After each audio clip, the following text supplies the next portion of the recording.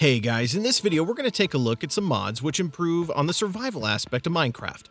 These mods will mostly add some new mechanics, mobs, and exploration features, without staying too far from the vanilla game. All these mods work for Minecraft 1.16.5, and I tested them with Forge.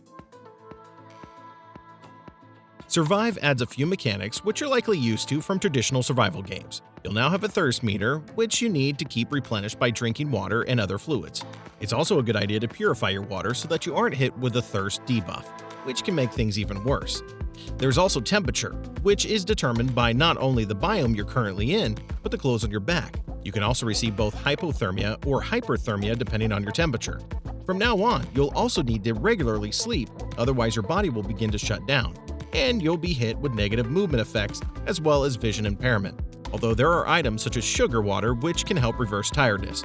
Finally, there's stamina, which will decrease when performing actions like running. If you get most of these new mechanics too low, then you'll likely die in your world. There's a lot of new items included with the mod which can help you survive, such as wool armor, enchantments, and water canteens. Spice of Life aims to encourage you to eat a more varied diet in Minecraft, rewarding you if you do so. The mod will monitor the foods you eat, and when you hit certain milestones, you'll be rewarded with extra hearts, which will increase your maximum health overall, so you can survive for longer. Better Animals Plus will add more life to your world, adding over 35 new animals. They come with different behaviors, with there being different passive, neutral, and hostile mobs. You'll find the likes of bears, deers, crabs, badgers, wolves, and even whales.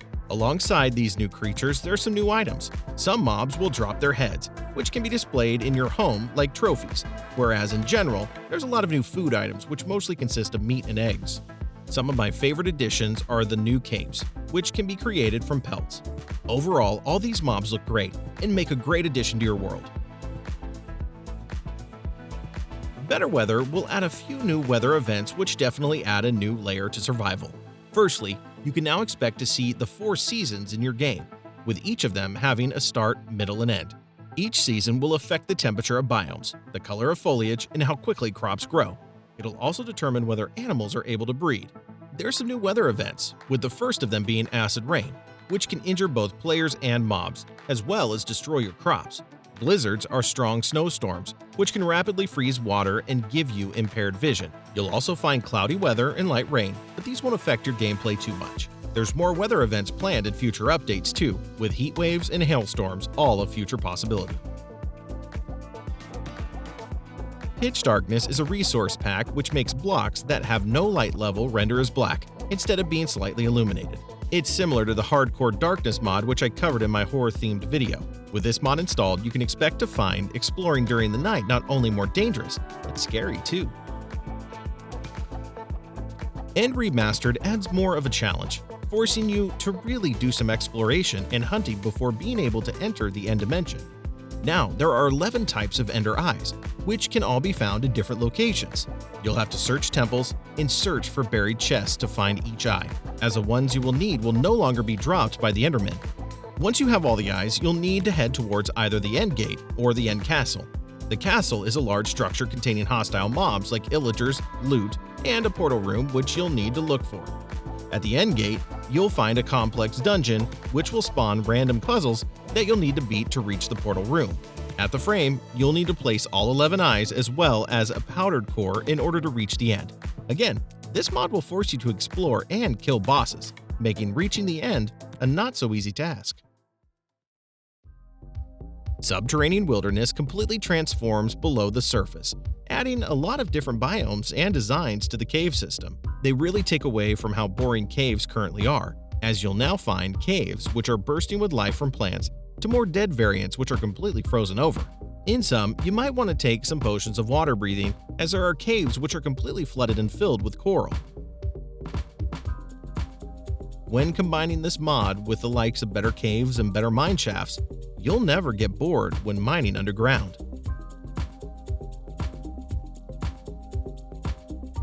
Improved mobs will make some highly needed changes to hostile enemies in Minecraft.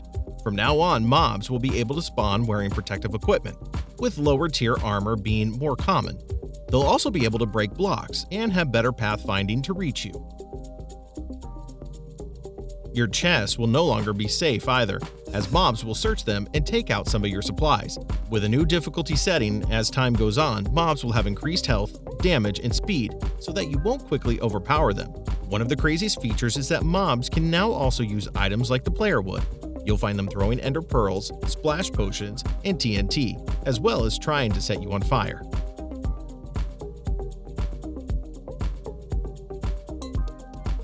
When Dungeons Arise is another mod that will add some new challenges when exploring. You'll come across all sorts of new structures, most of which contain multiple floors filled with hostile mobs and chests of loot. It's a really impressive mod, and you'll find new locations such as illager campsites, palaces, ships, and more. Combined with the likes of improved mobs, they're going to be very difficult to clear, but also worth it if you can get out with some supplies.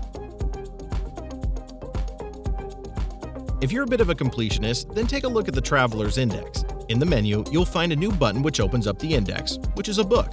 It simply shows every item and block in your world, including modern ones, and shows you which ones you've collected and which ones you haven't. I like to install a world generation mod, and you guys might already know that my two favorites are Oh the Biomes You'll Go and Biomes Aplenty. In this case, I'm using Oh the Biomes You'll Go, which adds over 80 new biomes, which all look great. There's new terrain, trees, and blocks, which all make your world feel new and interesting to explore. Repurposed Structures takes a lot of Minecraft's existing vanilla structures and creates new variants and modifications.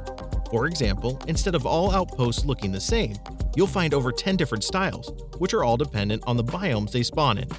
Alongside making changes to existing structures, there are some new ones too. You'll now find jungle fortresses, new types of mine shafts, and a lot of new additions to the Nether, which include strongholds, ruins, and cities.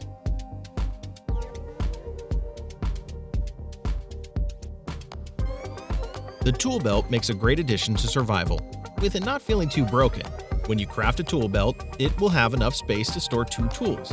As you begin to craft pouches, you can upgrade the tool belt so that it can hold up to 9 items, freeing up more of your hotbar and allowing you to quickly switch between items.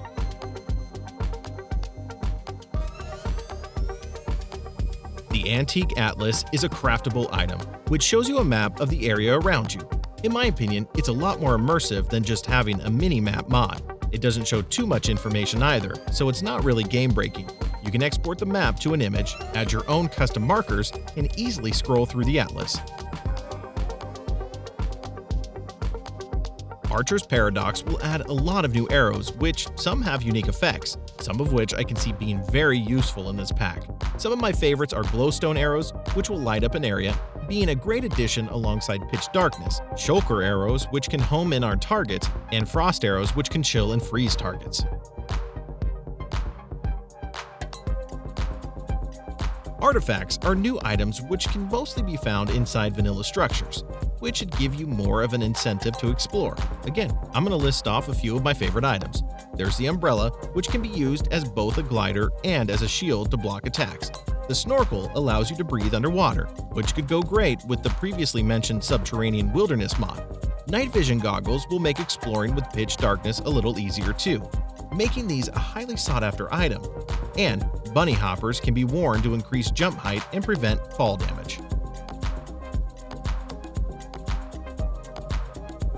It would be a good idea to also install a backpack mod if you want to be able to carry more items. I've mentioned the Traveler's Backpack a few times already in other videos, so this time I'm going to talk about sophisticated backpacks.